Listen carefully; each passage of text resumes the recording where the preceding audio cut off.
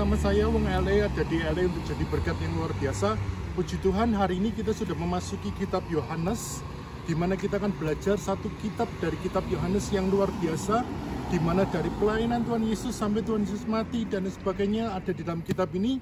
Silakan menikmati, silakan membaca kitab ini, biar kitab ini menjadi berkat bagi kita semua, dan kita boleh mengalami satu terobosan besar, karena Tuhan kita, Tuhan yang luar biasa. Selamat menikmati pembacaan kitab Yohanes.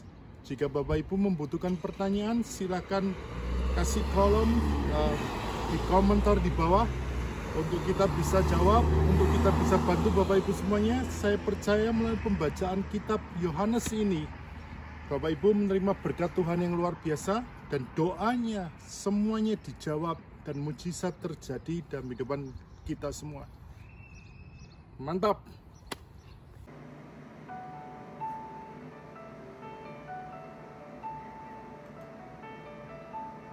Yohanes pasal 5. Penyembuhan pada hari Sabat di kolam Bethesda. Sesudah itu ada hari raya orang Yahudi dan Yesus berangkat ke Yerusalem. Di Yerusalem, dekat pintu gerbang domba, ada sebuah kolam yang dalam bahasa Ibrani disebut Bethesda. Ada 5 serambinya, dan di serambi-serambi itu berbaring sejumlah besar orang sakit, orang-orang buta, orang-orang timpang, dan orang-orang lumpuh, yang menantikan goncangan air kolam itu. Sebab sewaktu-waktu turun malaikat Tuhan ke kolam itu, dan menggoncangkan air itu, barang siapa yang terdahulu masuk ke dalamnya, sesudah goncangan air itu, menjadi sembuh, apapun juga penyakitnya. Di situ ada seorang yang sudah 38 tahun lamanya sakit. Ketika Yesus melihat orang itu berbaring di situ, dan karena ia tahu bahwa ia telah lama dalam keadaan itu, berkatalah ia kepadanya, "Maukah engkau sembuh?" Jawab orang sakit itu kepadanya, "Tuhan, tidak ada orang yang menurunkan aku ke dalam kolam itu apabila airnya mulai goncang. Dan sementara aku menuju ke kolam itu, orang lain sudah turun mendahului aku." Kata Yesus kepadanya, "Bangunlah, angkatlah tilammu dan berjalanlah."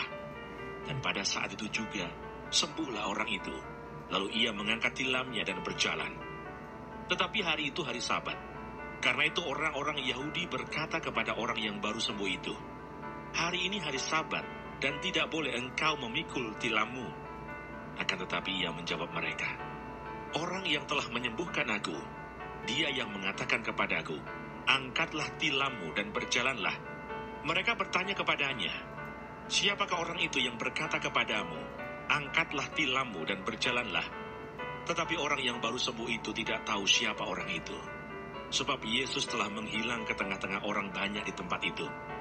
Kemudian Yesus bertemu dengan dia dalam bait Allah, lalu berkata kepadanya, "Engkau telah sembuh, jangan berbuat dosa lagi, supaya padamu jangan terjadi yang lebih buruk." Orang itu keluar, lalu menceritakan kepada orang-orang Yahudi bahwa Yesuslah yang telah menyembuhkan dia. Dan karena itu orang-orang Yahudi berusaha menganiaya Yesus, karena ia melakukan hal-hal itu pada hari Sabat. Tetapi ia berkata kepada mereka, "Bapakku bekerja sampai sekarang, maka aku pun bekerja juga." Sebab itu orang-orang Yahudi lebih berusaha lagi untuk membunuhnya, bukan saja karena ia meniadakan hari Sabat, tetapi juga karena ia mengatakan bahwa Allah adalah Bapanya sendiri, dan dengan demikian menyamakan dirinya dengan Allah. Kesaksian Yesus tentang dirinya.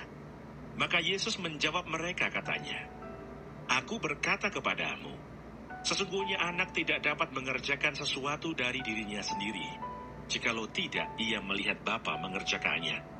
Sebab apa yang dikerjakan Bapa, itu juga yang dikerjakan anak. Sebab Bapa mengasihi anak, dan ia menunjukkan kepadanya segala sesuatu yang dikerjakannya sendiri. Bahkan ia akan menunjukkan kepadanya pekerjaan-pekerjaan yang lebih besar lagi daripada pekerjaan-pekerjaan itu, sehingga kamu menjadi heran. Sebab sama seperti Bapa membangkitkan orang-orang mati dan menghidupkannya, demikian juga anak menghidupkan barang siapa yang dikehendakinya. Bapa tidak menghakimi siapapun, melainkan telah menyerahkan penghakiman itu seluruhnya kepada anak, supaya semua orang menghormati anak, sama seperti mereka menghormati Bapa. Barang siapa tidak menghormati anak, ia juga tidak menghormati Bapa yang mengutus dia. Aku berkata kepadamu, Sesungguhnya barang siapa mendengar perkataanku dan percaya kepada Dia yang mengutus aku, ia mempunyai hidup yang kekal dan tidak turut dihukum, sebab ia sudah pindah dari dalam maut ke dalam hidup. Aku berkata kepadamu, sesungguhnya saatnya akan tiba dan sudah tiba bahwa orang-orang mati akan mendengar suara Anak Allah, dan mereka yang mendengarnya akan hidup. Sebab sama seperti Bapa mempunyai hidup dalam dirinya sendiri, demikian juga diberikannya Anak mempunyai hidup dalam dirinya sendiri. Dan ia telah memberikan kuasa kepadanya untuk menghakimi, karena ia adalah Anak manusia. Janganlah kamu heran akan hal itu, sebab saatnya akan tiba bahwa semua orang yang di dalam kuburan akan mendengar suaranya, dan mereka yang telah berbuat baik akan keluar dan bangkit untuk hidup yang kekal, tetapi mereka yang telah berbuat jahat akan bangkit untuk dihukum. Aku tidak dapat berbuat apa-apa dari diriku sendiri. Aku menghakimi sesuai dengan apa yang aku dengar, dan penghakimanku adil, sebab aku tidak menuruti kehendakku sendiri, melainkan kehendak Dia yang mengutus aku.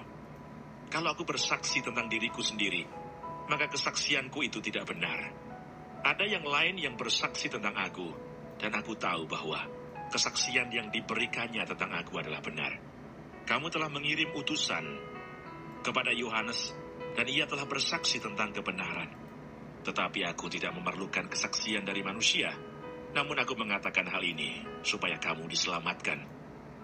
Ia adalah pelita yang menyala dan yang bercahaya, dan kamu hanya mau menikmati seketika saja cahayanya itu. Tetapi aku mempunyai suatu kesaksian yang lebih penting daripada kesaksian Yohanes, yaitu segala pekerjaan yang diserahkan Bapa kepadaku, supaya aku melaksanakannya.